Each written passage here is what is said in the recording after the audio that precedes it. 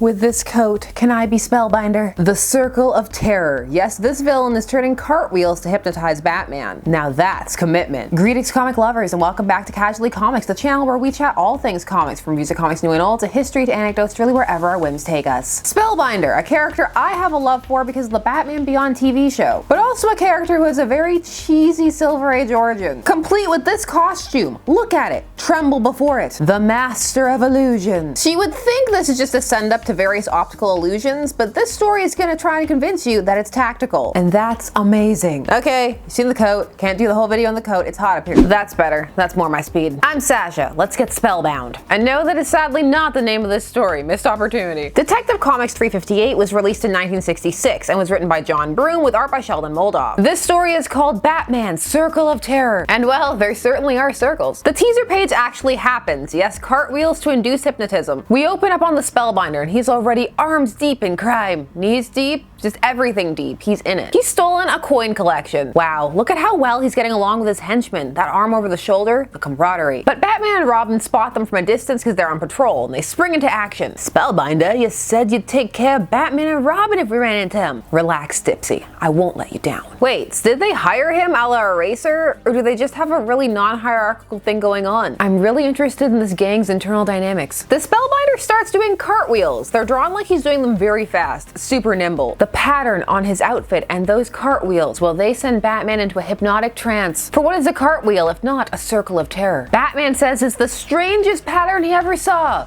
It is strange, but the strangest? A clock in each eye. Batman's become clock-eyed. What does that mean? I don't know what that means. So Batman is thrust into this detailed hypnotic trance where he's fighting a bunch of villains on a clock face. For what is a clock if not a circle of terror? It's actually a surreal scene, these gangsters emerging from the clock face, kind of hovering on it. It's certainly dreamlike, but not the scariest clock battle. We all know what that is. Batman finds himself dangling from one of the hands. The gangster's closing in. He's about to plummet to his doom. But then Robin shakes him out of it so that he comes to right before he was about to hit the ground in the dream. And remember, if you die in the dream, you die in real life. Medical history is full of cases of people who have died during nightmares caused by submerged fears. They think they're dying and their heart stops. If you hadn't come to just before you hit the ground in your dream, you might actually have been killed, even though it all took place in your mind. So I was joking, but no, if he dies in the dream, the mind makes it real. Also, deeply submerged fears of fighting on a clock? Or are we supposed to get deep? Is this an examination of how Batman feels like he's running out of time in his battle on crime? I think I'm getting deeper than a trance induced by hypnotic cartwheels warrants. So the doctor tells him that's enough Spellbinder for him, young man. But of course, Batman can't rest. The Spellbinder's still out there. Chances are now he has to go fence the coins. So Batman pulls out his little Rolodex of villains, his bat book. I have no problem with him having a book full of all the villains who are active, but why is it so tiny? This is my question, why? Spellbinder's henchmen,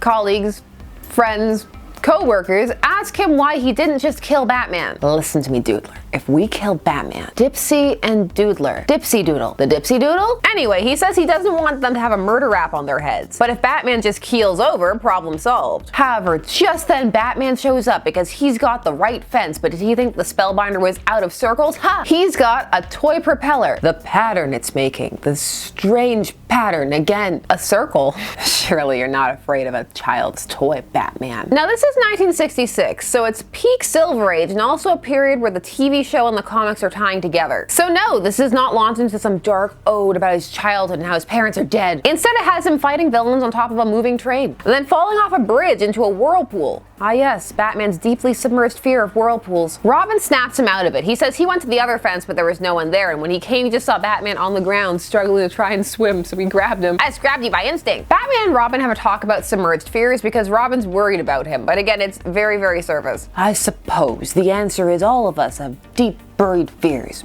Me too. Now this may seem like a very Scarecrow-ish plot, however at this point the Scarecrow is still in his 24-year hiatus, which we've talked about. He actually comes back in the year 1967. Later that night. Wait, is this all the same night? Dang, Spellbinder, save some crime for the rest of us. Spellbinder says he's not gonna wait for Batman to hunt him down. No, he's gonna face him and end it once and for all. And he does this by setting off some huge fireworks. I appreciate the proactiveness. But he's planted a booby trap, a pinwheel, and a firecracker. So this anything that spins, huh? This time Batman imagines he's at a circus surrounded by various attackers, performers therein. I see his deep fear of losing Dick to his past, or just an excuse to draw scary, in quotes, show people. You decide. Batman's able to snap himself out of this one, then he punches out the Spellbinder, and we get some backstory a couple of panels before the end. Dope on Spellbinder now. He was dealing dope to— oh right, old slang. He was an art forger who discovered the trance-making effects of modern op art. Okay, by this story's logic, I'll follow that, and that explains the outfit. But the toy propeller? Op art is short for optical art. It's an art style that purposely employs optical illusions. At this time, it was a relatively new term, having just been coined in 1964 by Time magazine. However, the art style itself was older. It had roots decades past, and you would see it in some of the past art movements. In 1965, there had been a popular exhibit called The Responsive Eye by William C. Seitz. This was held in the Museum of Modern Art in New York. It went over great with the public, but critics hated it. They felt it was just trickery for the eye. So I think Spellbinder is actually a little topical, or at least inspired by some of the things going on in the time it was created. This story though, the Silver Age hits hard when it comes to disturbing concepts being neutered, because not only is this execution silly, but the fears are also not that deep or disturbing, or even that, well, scary, but there's a lot of random action though. And some of the things are cool, and you get to see Batman fight on top of a train and other exciting scenarios, but you get the feeling also that this story could have been